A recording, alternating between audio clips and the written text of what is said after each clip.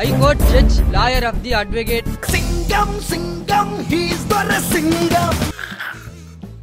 தளபதி மட்டும் களத்துக்கு வந்தாருன்னா மரத்துல ஏறிடுவாங்க. இவன் என்ன குரங்க விட மோசமா தகுறியா? நான் குரங்கு பாத்துச்சுன்னா அவமானத்துல சூசைட் பண்ணி தொலைஞ்சிருமே. திமுகல கல்யாணம் பண்ண ஏன்னா கல்யாணம் மட்டும் தான் பண்ணி வச்சாங்க. வேற என்ன பண்ணுவாங்க? என்னடா கேக்குற நீ? புரட்சி தலைவர் நாமம் வாழ்க. அரசு கொலைக்கு ஒரு நியாயம் இருக்கு, இதுல இருக்கா? கூட்டு போங்கடா அவனை. காமனார். அந்த படத்தில் வரக்கூடிய போலீஸ் கதாபாத்திரம் ரோஜா பூ கையில் எடுத்துட்டு வருதா? 2 நெகவெற்ற கத்தி அதை எடுத்துக்கிட்டு இப்படி திருப்பிக்கிறது. அது வெறும் மயிறு தான். அதையே நீ மாத்தி ஜெபராஜ் ஃபெனிக்ஸ்னு சொல்றன்னா உனக்கும் அந்த சம்பவத்துக்குமான தூரம் எவ்வளவுன்னு புரிஞ்சுக்கணும்.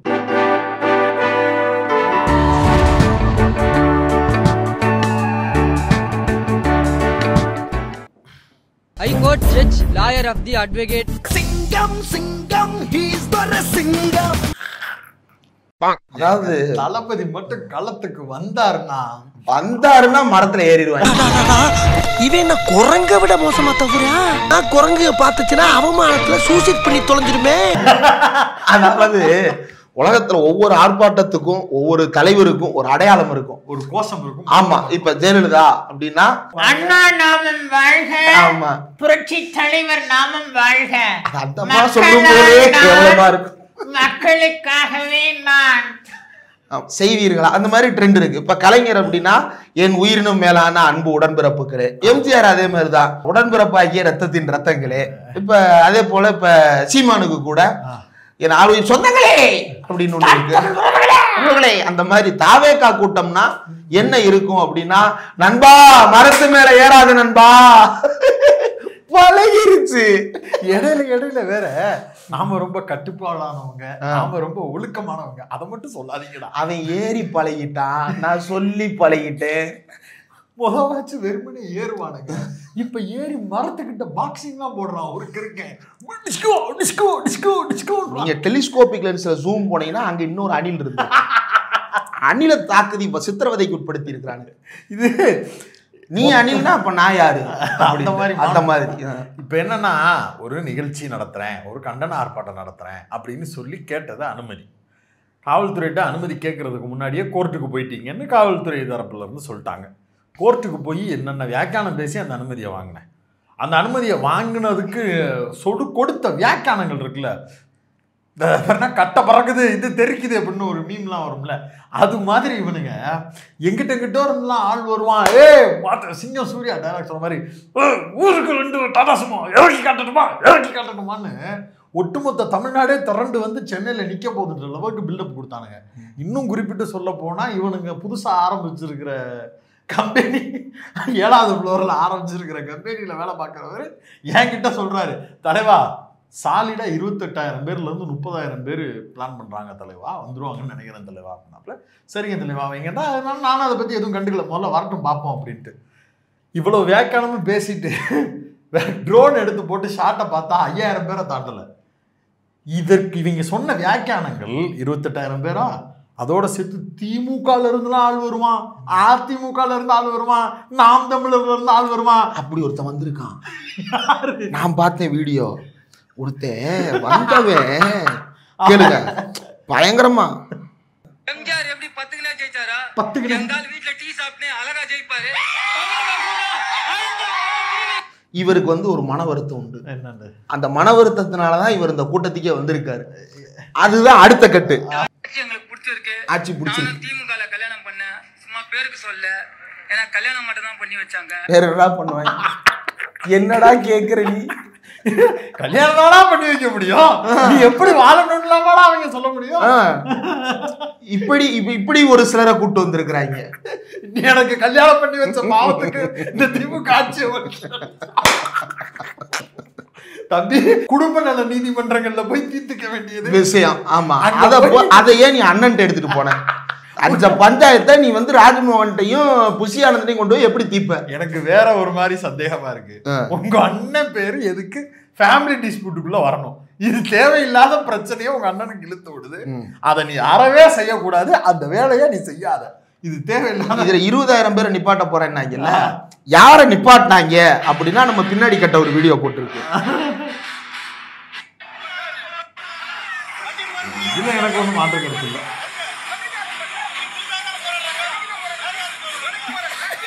எனக்கு எப்படிடா நீ போராட முடியும்? எங்கவோ போன வருஷம் நடத்தினா பாத்தியா ஆர்ப்பாட்டம்.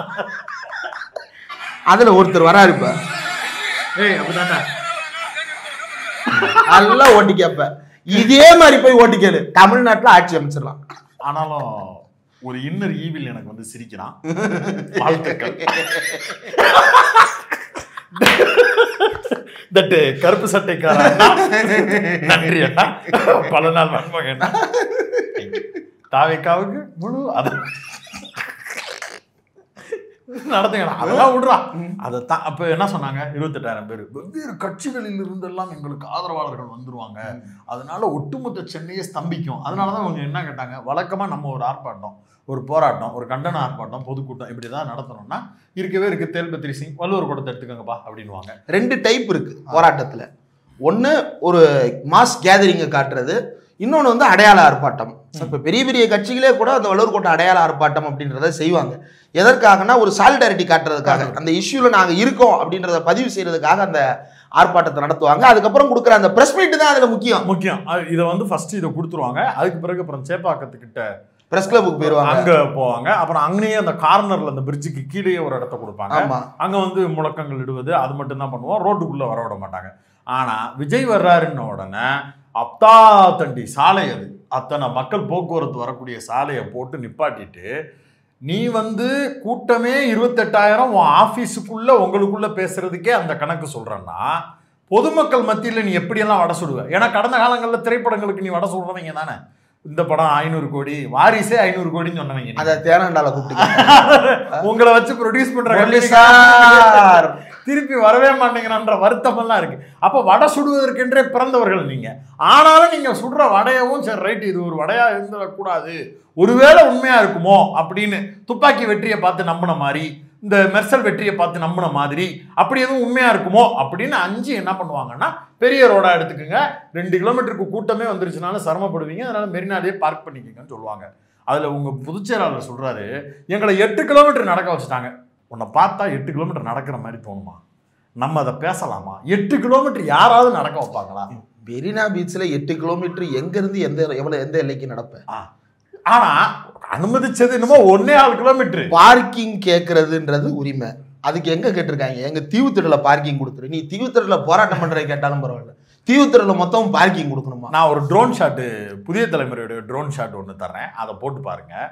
விஜய் அவர்கள் வந்து நடந்து வர முடியாது அங்கிருந்து, அவர் பெரிய இவர், அவருக்கு பட்டு பேரிகார்டை ஓப்பன் பண்ணி அங்கேருந்து அவர் வந்த காரில் இருந்து அவர் இன்னொரு கார் மாதிரி அங்கேருந்து கிட்டத்தட்ட 1 கிலோமீட்டர் மேடைக்கு பின்னாடி இவர் மட்டும் தனியாக வந்து மக்கள் கூட்டத்தெல்லாம் பார்க்கக்கூடாது அவர். ஆனால் அவருக்கு அதெல்லாம் ஆகாது, அலர்ஜி. அது ஐயோ அது தப்பு. அப்படியே பின்னாடி கூடி வருவார். பின்னாடி இறங்கின உடனே சுற்றி மானிட்டர் பண்ணுவாங்க, யாராவது இருக்காங்களான்னு. அப்படியே அங்கே வந்து நின்றுக்கிட்டு கதவை திறந்த உடனே அந்த படிக்காதவன் படத்தில் விவேக் உள்ளே உட்காந்துருப்பார்ல, அது மாதிரி ஒரு உட்காந்து டக்குன்னு கதவை திறந்து வெளில வாங்குங்க, பொழுது ஆகிப்போச்சு, 1/2 மணி நேரம் ஷூட்டிங் டைம் முடிய போகுது அப்படின்னா டக்குன்னு எந்திரிச்சு டிஷர்ட்டை மாட்டிக்கிட்டு இப்படி நடந்து மேடைக்குள்ளே வந்தார். டக்குன்னு ஃப்ரண்ட் கேமராவை ஓப்பன் பண்ணிட்டானுங்க. ஓப்பன் பண்ண உடனே கரெக்டாக 26வது நிமிஷம் கடைசி முழக்கத்தை போட்டுட்டு சிலுன்னு கிளம்பி பின்னாடி வந்து இனோவாவில் உட்காந்துட்டார்.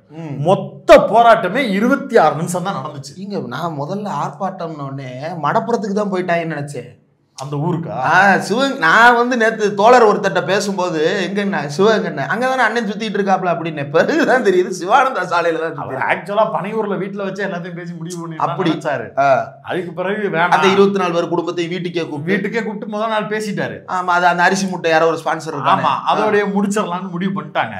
அப்புறமேட்டுக்கு என்ன நினைச்சாங்கன்னா, ஆர்ப்பாட்டம்னு நம்ம பாரு பசங்களை கூப்பிடுறோம், நம்ம ப்ராப்பர்ட்டிஸ் டேமேஜ் ஆயிரும், இருக்கவே இருக்கு கவர்மெண்ட், அவனுங்க ப்ராப்பர்ட்டிஸை உடைக்கிறதுக்கு தான் நம்ம கட்சியை வச்சிருக்கிறோம், அதனால பொது இடத்தை வச்சு பொது சொத்துக்களுக்கெல்லாம் சேதம் விளைவிப்போம், அங்க போய் ஏவி விடுங்கன்னு ஜெண்டா அப்படின்னு ஏவி விடுற மாதிரி இந்த குட்டி பசங்களை பூரா ஏவி விட்டுருக்கானுங்க. அதுல ஒரு சும்மா சொல்லலைங்க, விஷுவல்ஸோட நம்ம போடுவோம்.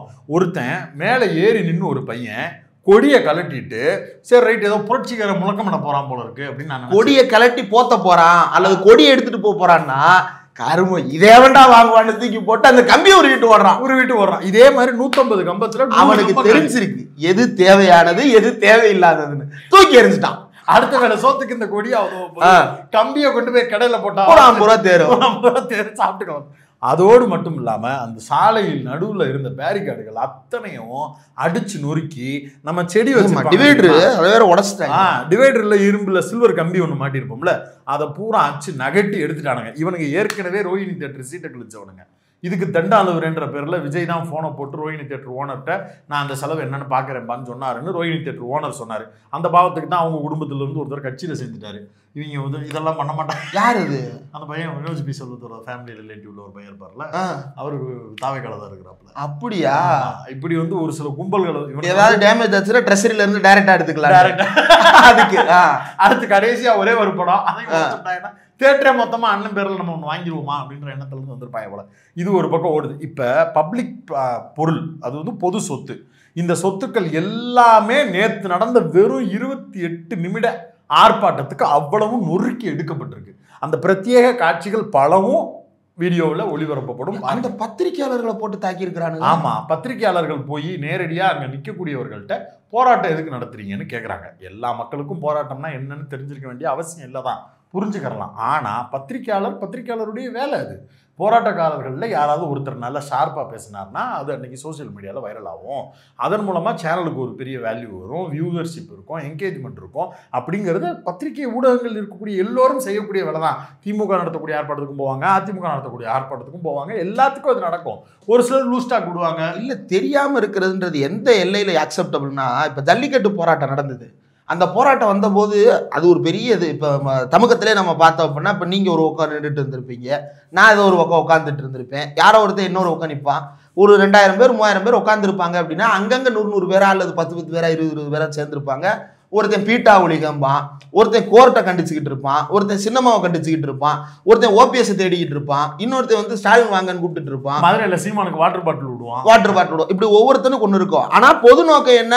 ஜல்லிக்கட்டு வேண்டும், அது எங்கள் உரிமை. இது எல்லாருக்கும் தெரிஞ்சிருக்கும்.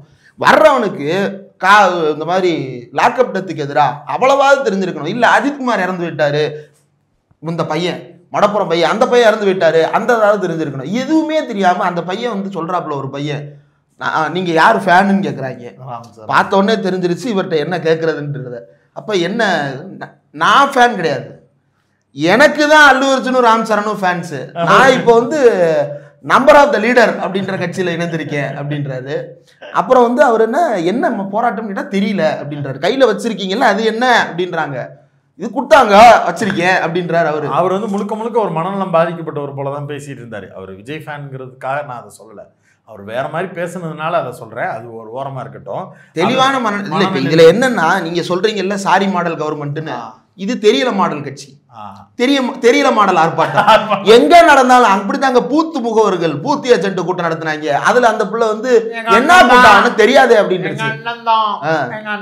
எதுக்குமா வந்தீங்க, அதெல்லாம் எனக்கு தெரியாது, அண்ணன் தான் அப்படிங்கிறது அந்த பிள்ளை.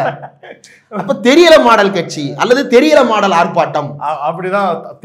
அதனாலதான் தற்குறி அப்படின்றத வார்த்தையா வச்சிருக்கிறாங்க. ஒண்ணுமே தெரியாத ஒரு கூட்டமா தற்குறி மாடல் அப்படின்னு வச்சிருக்கிறாங்க. இப்ப இவ்வளவு சொல்றீங்கல்ல, கீழே இருக்கக்கூடியவர்களுக்கு குறைஞ்சபட்சம் தெரியணும்னு. அந்த மேடையில இருந்தவன் யாராவது ஒருத்தன், நான் ஒருத்தன் உரிமையில பேசுறதா நினைக்காதீங்க, நான் யாரையும் பர்டிகுலரா சொல்லல, மொத்தமாவே சொல்றேன்.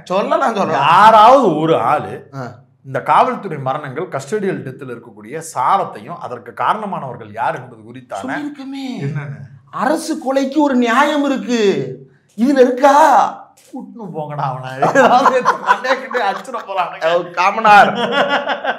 உனக்கு என்ன வருமோ அதை செய்ய வேண்டியதானே. நீங்க எதுக்கு இந்த அரசியலுக்குள்ள வர்றீங்க? உங்களுக்கு இருக்கிற பணத்துக்கும் உங்களுக்கு இருக்கக்கூடிய அதிகார வட்டத்துக்கும் இந்தியா முழுக்க இருக்கக்கூடிய லாபிக்கும் ஜாலியா நீங்க, உங்களுக்கு தான் அரசியல் வரல, இல்லை வேலை பார்க்கலாம்ல, நல்லா தானே போய்கிட்டு இருக்கு. அந்த அசோசியேஷன், இந்த அசோசியேஷன், அந்த ஒரு பிஸ்னஸ், இந்த ஒரு பிஸ்னஸ், பணம் வந்து குழுக்களுக்கு வாங்கி கொடுக்கறது கொள்வது, அந்த மாதிரி பல பிஸ்னஸ் போகுது இல்லை. அதெல்லாம் விட்டுட்டு சேனல்ஸ் ஓனரை மீட் பண்ணுறேங்கிறது, மித்த கட்சி தலைவர்களோட ரகசியமாக உட்காந்து பேசுறது, விகடன் நிகழ்ச்சி நடத்தினா வரிசையில் வந்து நானும் வந்து நிற்பேன்னு வந்து நிற்கிறது, இதெல்லாம் தேவையில்லாத வேலை. நம்மளுக்கு ஏதாவது மைக்கு கொடுத்து பேச சொல்லி அப்படியாவது ஏதாவது ஒரு ஸ்கில்லோட பேசி அங்கே இருக்கக்கூடிய கூட்டத்தை கவருவதற்காக நம்மளுக்கு ஒரு வாய்ப்பு இருக்கணும், வசதி இருக்கணும். ஸ்ட்ராட்டஜியும் நம்மளுக்கு வரமாட்டேங்குது. ஆனானப்பட்ட திருமாவளவன் தோழர் பக்கத்தில் பக்கத்திலேயே போய் உங்களுக்கு துணை முதல்வர் வரலாமான்னு கேட்குற அளவுக்கு தான் உனக்கு மூளை இருக்கு. நம்ம அந்த மூளையை வச்சுக்கிட்டு அரசியலும் வரல, ஸ்ட்ராட்டஜியும் வரல, பேச வரல, எழுத வரல, ஆனா பேனா மட்டும் 7 வரலுக்கு இருக்கு. இதெல்லாம் வச்சுக்கிட்டு நம்ம எல்லாம் அரசியல் பண்ணலான்னு ஜெயிக்கலான்னு யாரும் உங்களை நம்ப வச்சா? இப்ப அப்பேற்பட்ட மேடையை ரெடி பண்ணி கொடுத்து அதுல பேசியான்னா தேவையா? காரணமா சாரமா ஒரு விஷயத்த இந்த லாக்அப் டெத்ல எப்படி நடந்துச்சு, என்ன இது அப்படி சொன்னாவது பரவாயில்ல. அதுக்கு இன்னொரு விளக்கம் வேற ஒன்று கொடுத்தாரு. சந்திர அவர்களே, நீங்கள் ரொம்ப நல்லவர்கள். அவர் நல்லவர்னு ஊருக்கே தெரியும். அதனாலதான் கவர்மெண்ட் அவரை தனியாக அவருக்கு ஒரு குழுவை போட்டு அவருக்கு ஒரு அங்கீகாரத்தை கொடுத்து வச்சிருக்கு. ஒட்டுமொத்த தமிழ்நாட்டு மக்களும் சந்திர தோழர் அப்படின்னா அவருக்கு ஒரு மரியாதையை கொடுத்து எல்லா நிகழ்வுகளும் கூப்பிடுறாங்க. நீங்கள் நல்லவர் தான், உங்கள் வெள்ளை அறிக்கை. என்னடா வெள்ளை அறிக்கை? வெள்ளை அறிக்கை எதுக்கடா கேட்பாங்க? எதுக்கடா கேட்குறீங்க? கஸ்டடியல் டெத் 24 நடந்துருச்சு, 24 நடந்துருச்சு. அரசாங்கம் கொடுக்குற டேட்டாவும் மித்த சென்ட்ரல் கவர்மெண்ட் கொடுக்குற டேட்டாவும் 24 இல்லையடா. சரி, அந்த நம்பர் உண்மையிலே நான் 24 வச்சிருக்கேன், என்ஜிஓ கிட்ட இருந்து வாங்கினேன்னா அந்த என்ஜிஓ காரங்களையாச்சும் வச்சு பேச வச்சிருக்கலாம்லடா. கஸ்டடியல் டெத்னா என்ன, கஸ்டடியல் டெத் எங்கெங்கெல்லாம் நடக்குது, எப்படி எல்லாம் நடக்குது, இதை மாற்றுவதற்கு, இதை மறுசீரமைப்பதற்கு, இதை இல்லாம பண்ணுவதற்கு எனக்கு ஒரு பெரிய வாய்ப்பு கொடுங்க, நான் இதெல்லாம் பண்ணி காட்ட வேண்டாம் அப்படின்னு வந்து விஜய் ஏதாவது பேசியிருக்கிறாரா? இல்ல நீங்களாச்சும் ஏதாச்சும் அப்படி ஒண்ணு முன்வச்சீங்களா? We demand justice. என்ன சொல்லு? அதுக்கு தானே போராட்டம், ஆர்ப்பாட்டம். வெளிப்படையா ஒரு கேள்வி கேட்பா. நாளைக்கு காலையில விஜய் சிஎம் பா, ஒரு கஸ்டடியல் டெத் நடந்துருதுப்பா, என்ன செய்வார்? அதை மட்டும் சொல்ல. நடக்காது. எது? நாங்க அரெஸ்டே பண்ண மாட்டோம். என்ன பண்ணுவோம் அதுக்கு பதிலா? நீ முதல்ல சிஎம்ஏ ஆக மாட்டேன், அது வேற. ஆனாலும் நான் சொல்றேன், நடந்துருச்சு. நடக்கவே நடக்காதுங்க. நடந்துருச்சுப்பா. நாங்க கஸ்டடியில எடுக்க மாட்டோம். என்ன பண்ணுவீங்க? பாலத்துல கட்டி தொங்க விட்டுருவோம். டீ சொல்லுங்க ராஜேந்தர்னு. ஆமா, தமிழ்நாடு முழுக்க நீ வந்து ஜீப் எடுத்துக்கிட்டு போய் காக்கி சட்டையை மாட்டிக்கிட்டு பாலத்துக்கு பாலமா உட்காந்துக்கிட்டு பிச்சை எடுத்துச்சு. ஆமா, இப்போ உட்காந்துக்கிட்டு டீ சொல்லுங்க ராஜேந்திரன் பக்கத்துல மொட்டராஜேந்திர கூட்டு போவேன். அதுக்கப்புறம் ஏதாவது என்கொயரி வந்துச்சுன்னா ராஜேந்திர கூட்டு கேரளாவில் போய் கடை போட்டுருவோம். இல்ல நான் என்ன கேட்கிறேன், குருவில்லா, சோசப் குருவில்லா, பினராயி விஜயன் மாறு வேஷத்தை வந்திருக்கேன் அப்படின்னு அங்க போயிருவேன். நான் என்ன கேட்கிறேன், நீங்க வந்து ஆட்சிக்கு வந்தா கஸ்டடியல் டெத் நடந்தா இந்த நடவடிக்கை நான் எடுப்பேன் அப்படின்னு நீ ஒரு உத்தரவாதத்தை சொல்லியிருக்கணும்ல, ஒரு உம்பிடுக்காண்டு சொல்லியிருக்கணும்ல. பரந்தூர் விமான நிலையம் வேண்டாம், எங்கே விமான நிலையம் வைக்கலாம், மாற்று இடங்கள் இந்த இடங்கள் இருக்கு, அந்த இடத்தை விட்டு விட்டு என்ன செய்வது அப்படின்னு அது கேட்கலாம்ல. அந்த அறிவும் கிடையாது. சரி, பரந்தூர் கூட ஒரு லார்ஜர் டாபிக்கு, அங்க இருக்கக்கூடிய மக்களுடைய கேள்விகள் பல விஷயங்கள் அதுல உள்ள இருக்கு, அதெல்லாமே உண்மையிலே முக்கியமானது, அது ஓரங்கட்டு. நான் இப்ப கேட்கறது, கஸ்டடியல் டெத்துக்கு அரசாங்க தரப்புல இருந்து நடக்கக்கூடாது நடந்து போச்சு, நான் உடனடியாக விசாரிச்சு நடவடிக்கை எடுக்க சொல்றேன்னு சொல்லி சம்பந்தப்பட்ட காவலர்களை அரெஸ்டே பண்ணி அவங்க மேல கிரிமினல் வழக்கும் பதிவு பண்ணப்பட்டு சிபிஐ விசாரணைக்கும் விடுறேன். ஏன் சிபிஐ விசாரணைக்கு? தமிழ்நாடு போலீஸ் சம்பந்தப்பட்ட கேஸ், தமிழ்நாடு போலீஸே விசாரிச்சா அவர்களுடைய நண்பர்கள் அவர்களுடைய சகாக்கள்னு தண்டனை கொடுப்பதற்கு எந்த வாய்ப்பையும் உருவாக்கி கொடுக்க மாட்டாங்களோ அப்படிங்கிற சந்தேகம் வரும். அதனால சிபிஐ வசம் ஒப்படைப்போம். அது ஆர்எஸ்எஸ் குரூப்பா, அதனால கொடுக்க கூடாது. அதனால என்ன பண்ணணும், ஸ்பெஷல் இன்வெஸ்டிகேஷன் டீம் போட்டு கோர்ட் மேற்பார்வையில நடக்கணும். ஏற்கனவே கோர்ட் மேற்பார்வையில நடக்குது.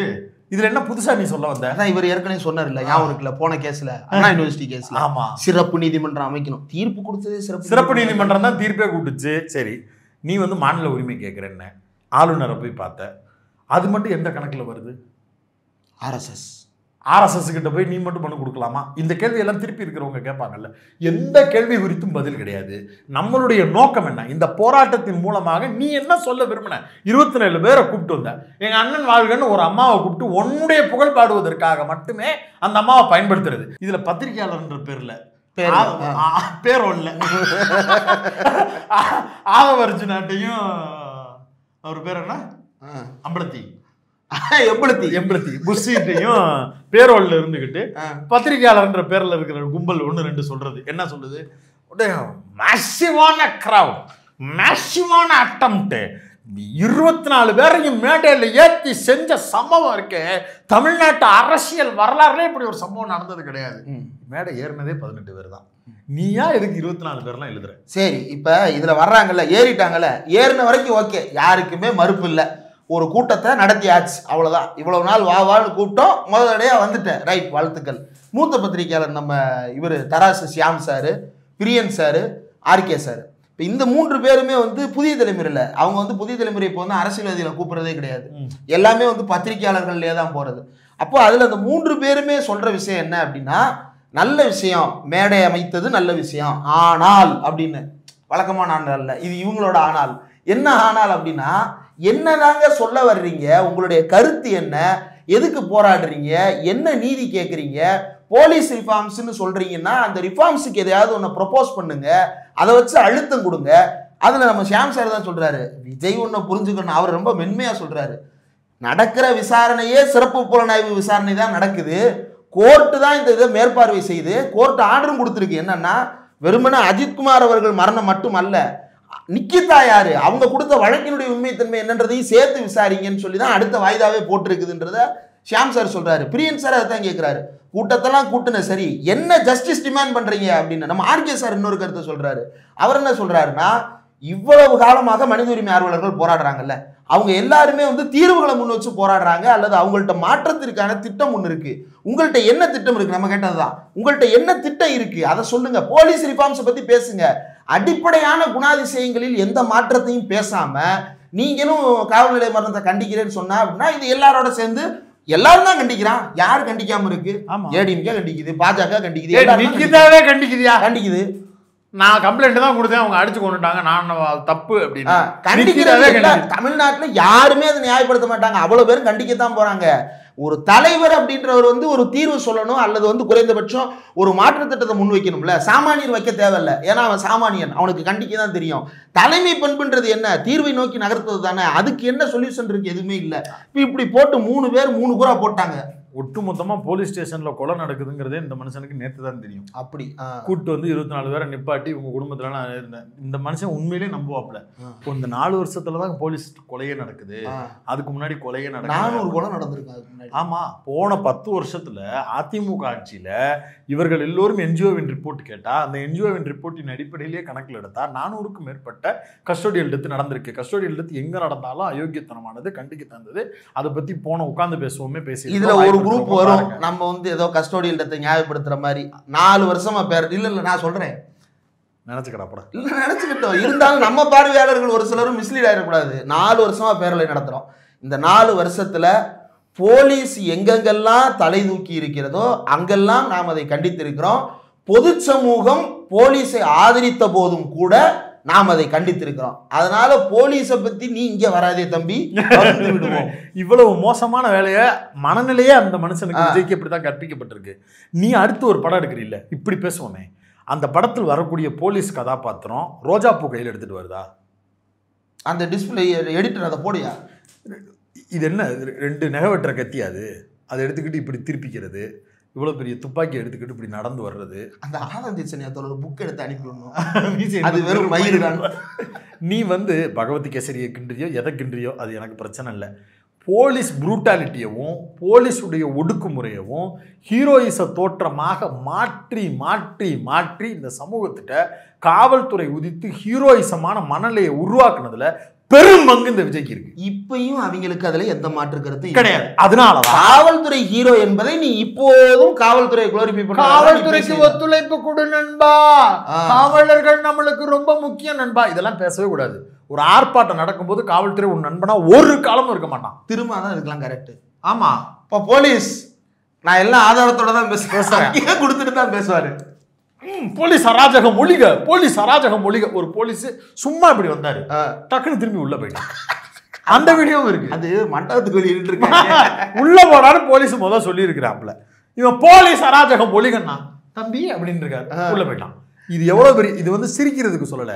அப்படி ஒரு போலீஸை பார்த்த உடனே பின்னாடி போக வேண்டிய தேவையும் நம்மளுக்கு கிடையாது. போலீஸ் அராஜகம்னா அராஜகம் தான், ஒழியணும். அராஜகம்னா ஆமா ஒழியணும், முழக்கத்தை இன்னும் கண்ணீர் வைக்கணும், ஆமா வைக்கணும். அடிப்படை அரசியல் இருந்தா இதை நீ வைப்ப. இடதுசாரி தோழர்களுடைய முழக்கங்கள் எத்தனை கியூ பிரான்ச், எத்தனை ஐஎஸ், எத்தனை உளவுத்துறையில இருந்து எத்தனை பேர் கியூ பிரான்ச்சா, வாட் டு யூ மீன்? அப்படிலாம் அவங்களுக்கு இங்க பாரு, நாம எப்படி ஒரு நிகழ்ச்சியை ஆர்ப்பாட்டத்தை வீடியோ எடுக்கிறோமோ அதே போல போலீஸ் டிபார்ட்மெண்ட் சைட்ல இருந்து ஒரு ஸ்டெடி கேம போட்டுட்டு ஒரு மொபைலை கையில வச்சுக்கிட்டு அந்த ஏரியால இருக்கக்கூடிய ஐஎஸ் சார்ந்தவர் வீடியோ எடுத்துக்கிட்டே இருப்பாரு. மொபைல் ஜேர்னலிஸ்ட் அவங்க எடுத்துக்கிட்டு இருப்பாங்க.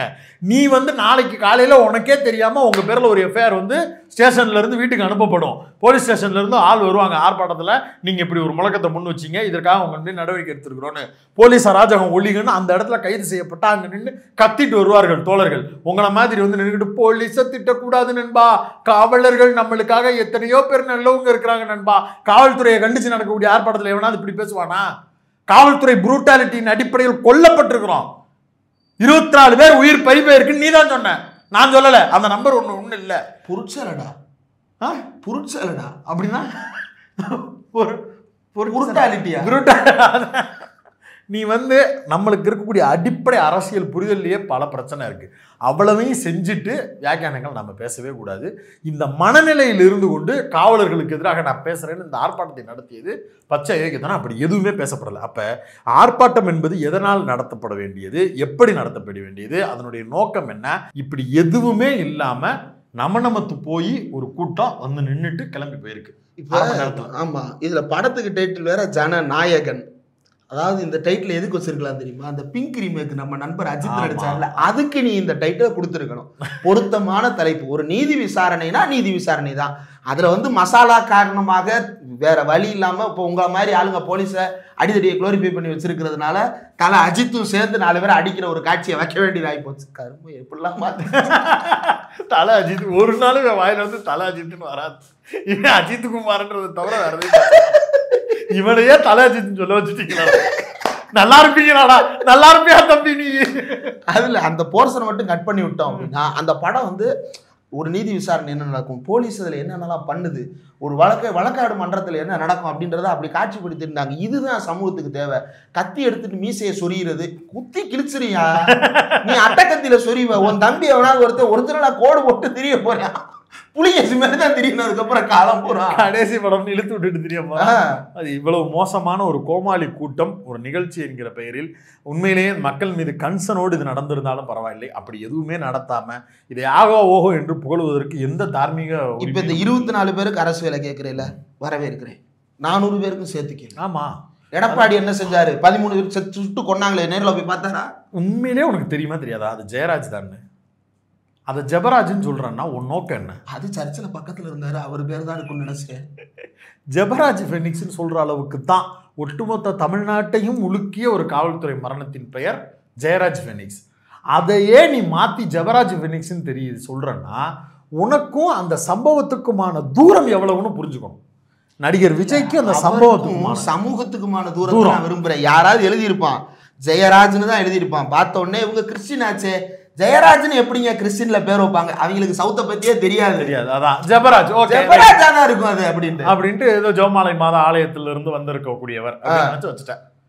இது பச்சை அயோக்கியத்தனமா தெரியலையா? இப்ப இந்த சமூகத்துக்கும் இந்த மக்களுக்கும் இங்க நடக்கக்கூடிய பிரச்சனைக்கும் எந்த விதமான ஒட்டுமில்லாத உறவும் இல்லாத ஒரு கூட்டம்னா அது நடிகர் விஜயினுடைய கூட்டம். இந்த கூட்டம் தான் புதுசாக தாவேக்கான்னு ஒரு கட்சி ஆரம்பித்து அதன் அடிப்படையில் ஓட்டு கேட்டு நான் வந்து அடுத்த ஆளுங்கட்சியாக வரப்போகிறேன், எனக்கு எதிரி ஸ்டாலின் தான் அப்படின்னு சொல்லுதுன்னா இதை கோமாளி கூட்டம் தற்கொலை கூட்டம்னு சொல்லாமல் வேறு எப்படியுமே அதை சொல்லவே முடியாது. அப்படியாகவே இந்த கோமாளி கூட்டம் கரைந்து போவது தான் சரியாகவும் இருக்கும் தமிழ்நாட்டு மக்களுக்கு. அதில் ஒரு பொண்ணு கூட நாங்கள் வளருவோம், நிச்சயமாக நீங்கள் வளருவீங்க, 14 வயசு தான் ஆகுது, இன்னும் 4 வருஷம் வளர வேண்டியது இருக்கு, அதுக்கப்புறம் தான் வாக்குறுதி கிடைக்கும். யார் மறுத்தா? உங்க அண்ணன் தான் உங்க வளர்ச்சி மன வளர்ச்சியை கட்டுப்படுத்துறாரே தவிர யாரும் உங்களை கட்டுப்படுத்தல. தாராளமா வளருங்க, ஆனா உங்க அண்ணன் வளர மாட்டாரு. அவ்வளவுதான், அவருக்கு வயசு ஆயிருச்சு. நன்றி.